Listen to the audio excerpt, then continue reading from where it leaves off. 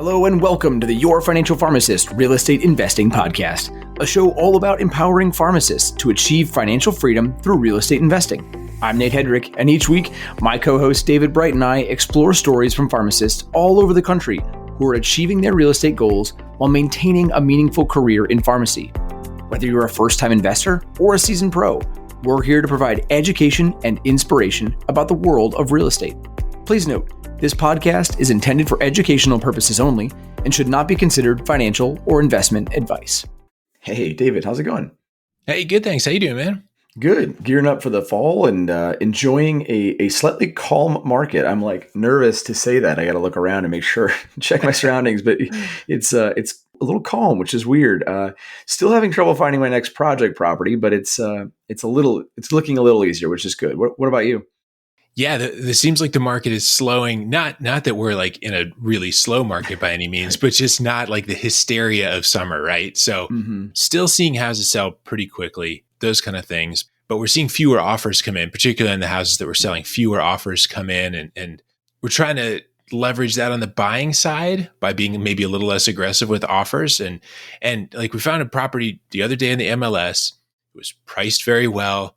We went in at asking price. We didn't have to go in like, 20, 30% over ask and all these crazy things that have been going on. And like, we got it. Like, it was just kind of refreshing in a way that we were able to find a rehab house at a reasonable price and make a reasonable offer. And it just all kind of worked. So that's kind of nice to see after what the summer did. No doubt. And apologies to those in still crazy markets. I know it's not like that everywhere. David and I are lucky to live in the Midwest. So hopefully the hysteria is fading a little bit for us and continues to do so for all of you out there.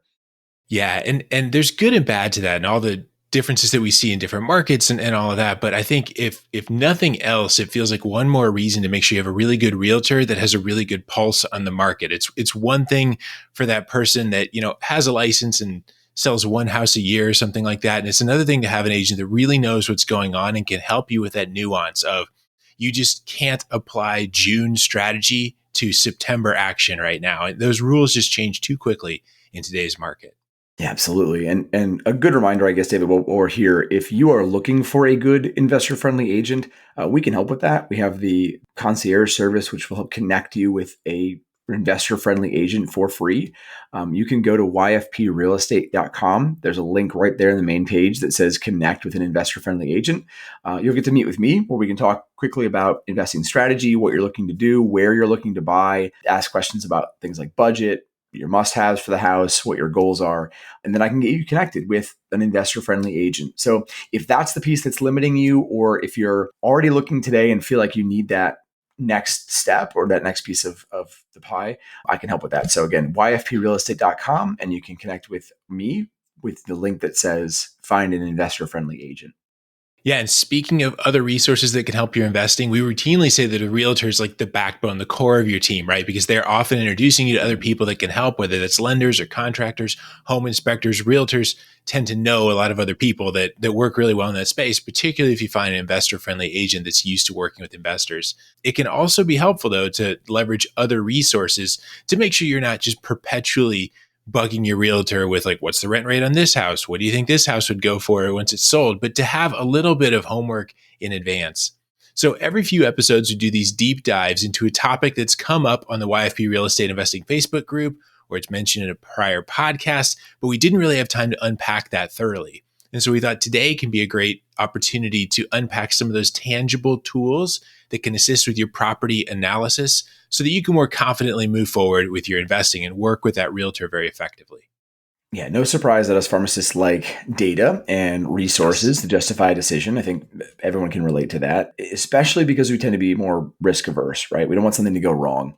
Luckily, it's not as complicated as some of the things we have to do in pharmacy school. I mean, aminoglycoside pharmacokinetics comes to mind, something I totally failed at back in the day. But if you don't know where to look, you can feel like you're stuck, right? And there aren't resources easily available. So we're hoping to help with that.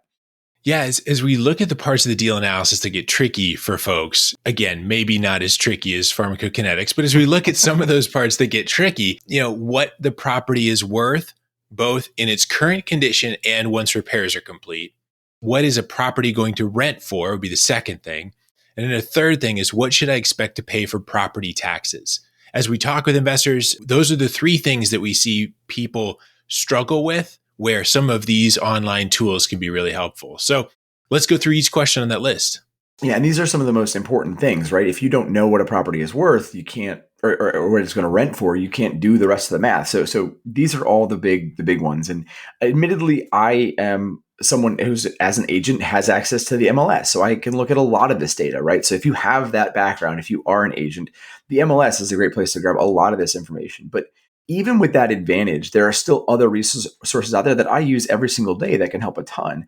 So you don't need to have that, right? You can tap into a good agent to tap that information, but there are other things out there too that can help with that. So David, again, you're not a licensed agent. You do fantastically well still. So what are some of those things that you use? Like if you're looking for value of a property, for example, right? What are some of the things that you use to check an estimate? Yeah, I think that's a really good question, because I would imagine that most listeners are not also licensed agents. So Right. struggling with like, where do I go? And so I think the first thing that we talked about before we started recording, we wanted to emphasize, is the asking price doesn't necessarily have anything to do with the present value. There's all kinds of strategy that listing agents are working in this market to either overprice it and just hope for a high offer, or underprice it to drive a ton of traffic and get offers way over list. So the asking price doesn't necessarily always align with present value. So, and it may be very appropriate to offer well over asking price, or well under, or exactly asking price, like my story from earlier. The offers that we make are all based on comparable sales and not necessarily what the seller is asking. Yeah, I get this question all the time. Nate, when am I paying too much? Is 10% over asking too much? 20% over asking too much? And my response is always, asking price means nothing, right? It's just the number, like you said, where they're setting it to do something, drive action, or try to falsely raise a price on something, whatever they can do, right, to make that happen. So like you said, when you're looking at the value of a property, especially in the 1 to 4 unit range, right? If we're not talking about commercial space, but in the residential space, you're valuing that based on comparable properties. And really the best way to do that is to look at properties that have recently sold, similar houses in a similar area. And again, it has to be recent and nearby for it to count. Usually by that, I mean within 6 months and within 0.25 miles is ideal, right? But those properties that have recently sold and are nearby and that are somewhat comparable, right? So it should have the same number of bedrooms. It should have roughly the same number of bathrooms. It should have roughly the same square footage, roughly the same finish, all those things. And you're looking at, again, what has sold nearby. And then you can compare that to what is trying to be sold. And that, again, is what we refer to as a comp or a comparable property. My goal is to look at publicly available information that pulls from the MLS, just like you have access to the MLS. There's other websites that bring that same information. So in my market, I find that realtor.com, zillow.com, redfin.com pull information pretty effectively for what I'm looking to do. And again, different websites will hit different areas. So check that out, check out what might work in your market. But those tend to pull relatively accurate market data from the MLS when it comes to sold properties. Again, from a comparable sale, I'm looking at what has sold and sold recently, not necessarily what is on the market and been sitting there for half of forever, indicating that it's probably overpriced. Even pending sales, like you were talking about, something that's pending is only going to show the list price and not necessarily what it's been negotiated to. Mm-hmm. So it may end up selling 20% higher, 20% lower. It could be all over the place. So I try to not put a lot of weight on active or pending, but I try to look at those sold properties. Redfin, as an example, has a lot of filters on there, so I can look at the kind of things you were mentioning. I can look at a certain area. I can look at a certain, within the last 6 months or within the last year. I can filter down to square foot and bedrooms. So those kind of filters can also be helpful, because if you're looking back at what sold in 2019 and trying to compare that to 2022 market, like, you're in trouble. Yeah, and it can be a little tricky, right? We're making this sound pretty easy, but it can be tricky because not every house is the same, right? We're looking at different properties over different areas that, again, are built in different times or built in different styles. And so it can be difficult, right? So the MLS helps you narrow that down a little bit more because you can look at things like property type, or again, you can really get that square foot dialed in. But again, even with that, there's not some magic way to do it. You just have to be able to look at the properties and compare them side by side. So what I generally do is I start with that bigger pool of, hey, here are the 6 houses that have sold within a quarter mile of this property. Now I'm going to look at all 6 of those and see, are any of these really outside what I'm trying to look for? If they're really wonky or really new or really old, really out of the condition of the property that I'm looking for, I'll just kick those out of the analysis and then do things from there. So again, even with MLS data, it's not that different, but still, the data is out there. You can grab it. Yeah, and I find a lot of value in looking through those details as you get to that. So, things like when you pull up that list of properties, then and you're looking through those photos, you can see like, oh, this house has a full finished basement, and this house has a 3-car garage, and like whatever might make it stand out. So as you start to understand that range, like maybe these houses all sell between 150 and 180. And so if my house that I'm looking to buy doesn't have a garage and doesn't have a finished basement, I'm probably on the very low end of that scale versus the high end, comparing to their features and finishes and those kind of things. Is that kind of how you study those pictures as well?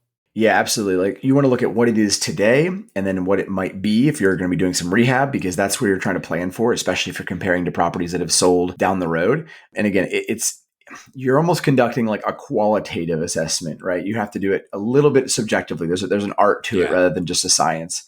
It can be tricky, right? The goal is to find what you can to make it comparable. And think about how someone else would assess that, right? Think about how someone else would do the same analysis, and would they buy that house for that same price? You mentioned not looking at pending sales or sales that are active that haven't gone through. But one thing I do like about that is if I'm looking at a property and I think it's valued at $300,000, my last double check is to go backward and look at what else is available for $300,000. And if every single property out there is better than the one that I'm looking at, I might be wrong about my value, right? So that's another way to kind of double check your math at the very end. Yeah, absolutely. Those double checks, again, we're risk averse pharmacists, right? So we love the double checks. That's a great double check. Another double check that I like to use is I'll go through and I'll do that math myself. And like we said, like I'm not a real estate agent, so I can do the math, but then I like to bounce that off of my real estate agent also and say like, you know what? I think that a good offer would be here based on this. I think that once I fix it up and we do this, it'll probably be worth this. Does that sound about right to you? And let then the real estate agent comment from their analysis. And as a realtor, I love that. I wish all of my clients did that. It sounds duplicative, but it's not, right? It helps me a ton because if you're starting off in left field, I can help guide you back. Or if you've done a lot of that legwork up front, it double checks me as well, right? Like we're not perfect at this either. And it's nice to be able to go back and say, oh yeah, I am getting what you got. And here, again, I agree, these two things match up. So 2 hours really are better than one in this. It makes my job a lot easier to have somebody who's already in that mindset, doing it the way that I would do it so that at least our numbers are going to be close. Well, yeah, in my inner safety oriented, risk averse drugstore pharmacist is like, we double check everything in a pharmacy, right? So like this similar safety feeling feels like it rings true here when we have 2 different people looking at the math and in agreement that's probably about right. I love it. And if we're talking about rental properties, one of the most important next steps for me is not even the value is great, right? You want to make sure you're not overpaying for something, but really that rent rate is what makes the math go forward, right? You can't do any of your math without that rent rate. And I don't know about you, but since I started doing analysis, I realized very quickly that rent rate can matter a ton, right? You can only get so much out of a property. And if it's not the right number, then you can really be running your math all wrong. So let's talk a little bit more about rent rate and why it's important to get that right. I think there's a lot of folks that are after a property that brings in some cash flow or is at least pretty neutral in the cash flow standpoint. Not a lot of people, particularly in their first rental property, are looking to buy something where the rent is less than all their expenses and they have to feed it, right? Like, so people are looking for that. And in a lot of situations right now with high prices and high interest rates, there may not be a lot of margin there. So if you're counting on a rental property renting for $1,500 a month, but it ends up only renting for $1,000 a month, that can be potentially catastrophic where you have to feed that a lot every month to make that work. And so just similar to identifying that property's purchase value, I try to estimate rents in a similar way. So tell me as well what you do, but without access to the MLS and things like that, I jump on Zillow. I know that Zillow, there's a lot of realtors that are not super in love with Zillow and all the estimates, but I find that the rent estimate is one factor that I can put in there. And then rentometer.com Mhm. is another one where you can go in and you can get kind of ballpark prices. And I feel like that gets me just in the general realm of what it might be. But just like we talk about with looking at pictures, that doesn't factor in every detail about the property. A super dated house versus a super nice house, or a house with some of the factors that may not always get considered, like garages and finished basements and things like that. So I know cosmetics aren't the only factor, but what other things are you looking for when you look at a rent rate? Yeah, there are a lot of those other factors, right? So how well do the neighbors keep up the house, or where do you next to, right? Do you have here? I'll throw a realtor term at you. Is there functional obsolescence with the property, meaning that there's something wonky about it, or there's something nearby that really messes up that value and ruins the rent rate? So there are some of those kind of wild card factors, but you're right. It really boils down to being able to look at those factors, analyzing them holistically across the board, and then applying them to the same property and saying, if I were a tenant and I was renting one of these houses, would I pick mine for this rate? And if not, why? And starting to assess that. And this is one area where I think the MLS does give me quite a bit of an advantage. It tracks old rent rates, whereas I found that a lot of times Zillow, Redfin, some of those, they won't track all of the sold properties, quote unquote, on the rental side. They don't track that as easily. So the MLS really helps with that. And again, it's a great time to tap into your realtor if you don't have access to that.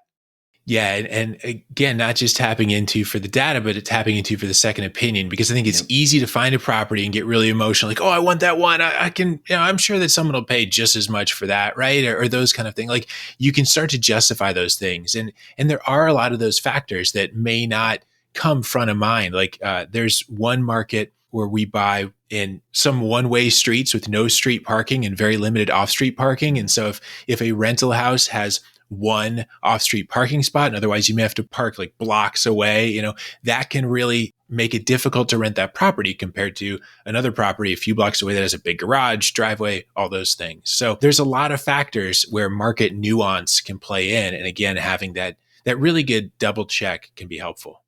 Yeah, and you mentioned something too that I think is important, David. You talk about removing the emotion from that. It's easy to like fall in love with a house and not look at those factors. And again, you really got to be objective about this, right? This is not the house that you're going to be living in. This is a rental. It's a business. And so being able to step back and say, you know, is this actually something that someone is going to want to rent at this rate based on what I'm seeing around nearby? And it's super important to be able to step back and do that.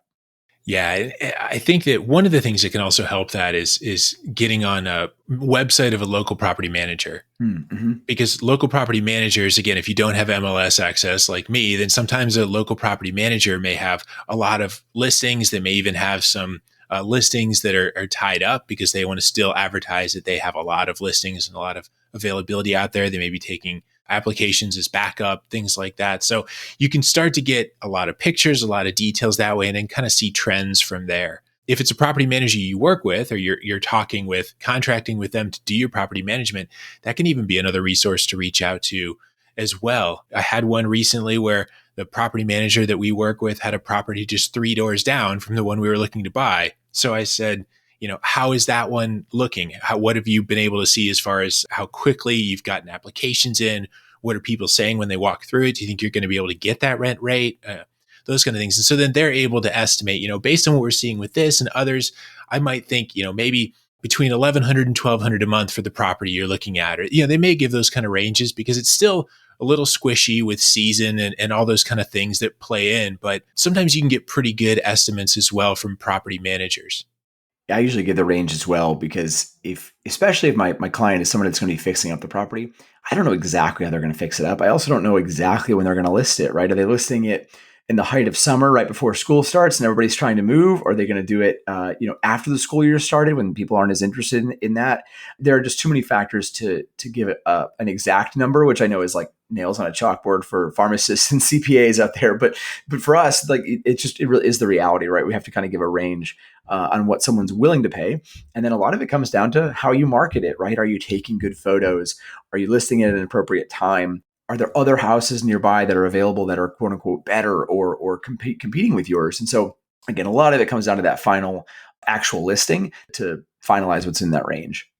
Yeah, there can even be some strategy I'm learning as I talk with property managers about if you really want to get someone in there quickly, Hmm. you may price it low. Or if Right. you really want to make sure that you're maximizing the dollars, maybe you throw in things like, we will consider pets for this property if you weren't otherwise considering pets. And sometimes you can get additional rent that way. So there are nuanced factors in there also that the property manager can help to pick out. This one across the street or three doors down rented really high because it had a really nice fenced in yard and they were good with dogs. And those properties are really hard to find. Those kind of details can be really helpful in that analysis. So I think that wraps up purchase price and rent rate. But property taxes are another one that feels like it should be relatively straightforward, but Hmm. it also feels like something that gets messed up quite often. So Nate, why don't you start us off with property taxes? Yeah, and this came up on a recent podcast we had with Drew back on episode 71, where you look at the taxes that are being listed on Zillow or Redfin or wherever, or even the MLS, and the taxes that you would be paying, the property taxes, may not be the same, right? They might be reduced because they are an owner occupant and you're going to be an investor. Might be a homestead reduction because they're a senior citizen and you're not. And again, you're not going to be living there. Taxes might be reduced or increased because of some other factor, like an assessment being done. I've seen where the street puts in new sidewalks or new streetlights, and they tack on a small assessment fee to everybody on that block for the course of 1 or 2 years. And that might be in place today or might about to be going into place down the road. So the taxes feel like they should be straightforward and it should just be one number, but they're not. And it's easy to kind of get that wrong. And it's important because it's a huge part of the analysis. Yeah, and again, it can factors like that can really make or break an analysis. So there was a 4-unit property that I evaluated recently, and I was really excited about it as I went through it because it penciled out to having about $600 a month in cash flow. And in this market, I know that that's not easy to find, particularly in my market and price point. I was pretty excited by that. As I'm doing the math, I was looking at what was the current owner paying in property taxes, and he was right about $300 a month. When I was talking with him, he was sharing all that very transparently with me.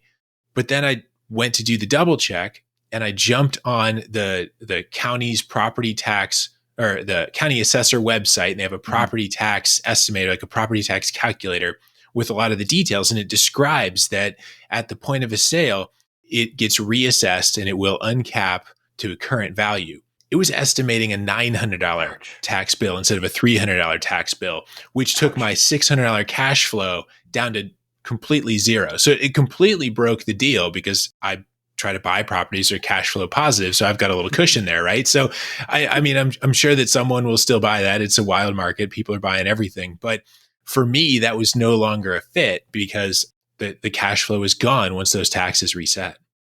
And imagine if you hadn't looked that up, right? If you had said, "Oh, tax to 300, thanks, bud. Like we're good. Let's keep moving." It would have been devastating when that new tax bill came in, right? It would have been the reason that you sold or the reason that you got rid of that property. And so that tool is super important. The county or municipality website, you have to check that. And if you don't feel like that's enough information, you can always call in, right? Talk with somebody at the office and say, "Look, considering buying this house, what is this going to look like for me? Are taxes going to go up? Do you have a calculator? Do you have a way to estimate this?" And a lot of times they will. Again, Drew shared a story where he did exactly that, or he called them up and they said, "Yeah, it's going to go up to this." And they knew right away because you need to find out if there's going to be some sort of exemption that expires or that uncapping that you mentioned that's going to take place.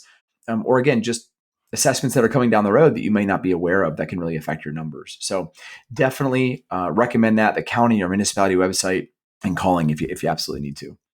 Yeah, another nice thing about calling in is there may be other fees that the county may charge for rental properties Mm-hmm. that you may not have considered. Like in a lot of municipalities, there's some sort of permit that you need to rent a property. And so there may be a charge for the permit, a charge for inspections, other things like that. And so as you understand and just kind of ask around, those can be other things that you have to build in. So if that's like a $500 fee every 2 years, then you just build that into the math. That's an expense of doing business to make sure that you've got all of your ducks in a row. So that phone call, I know not a lot of people love jumping on the phone to ask these kind of questions. If you could find a website real fast, and we're focusing on websites, but that's a phone call that can be really helpful, is just to call into the city and ask some of those questions about, where are the property taxes going to go? Are there other requirements to owning a rental? Anything else that I should make sure that I'm factoring in so that I'm not surprised once I buy a rental property in this market?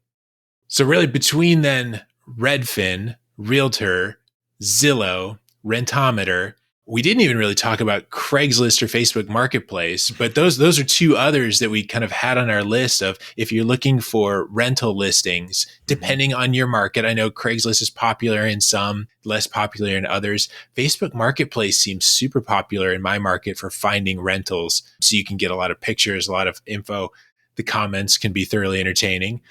And so looking there, property manager websites, county tax auditor website, hopefully that's a lot of browser tabs that you can open up as you're doing your deal analysis. So anything that I'm missing there on the due diligence side, Nate?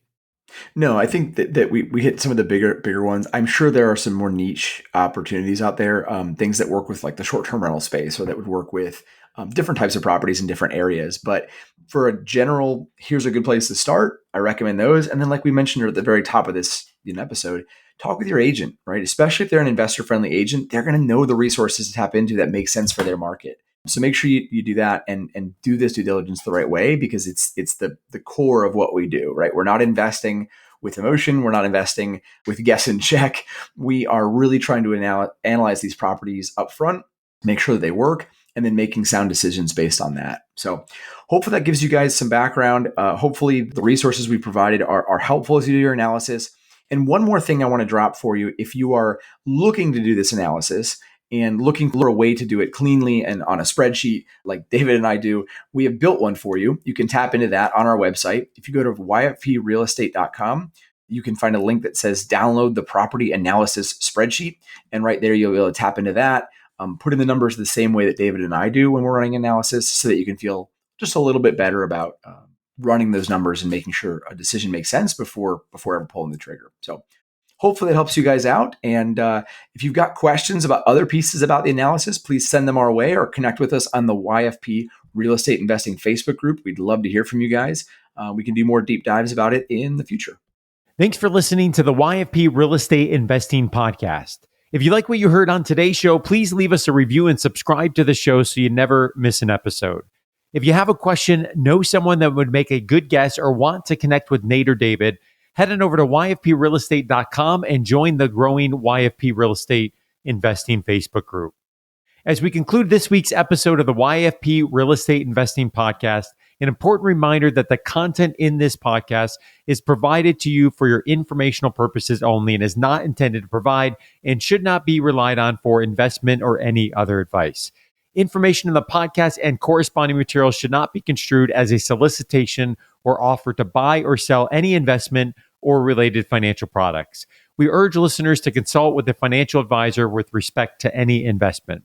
Furthermore, the information contained in our archived newsletters, blog posts, and podcasts is not updated and may not be accurate at the time you listen to it on this podcast.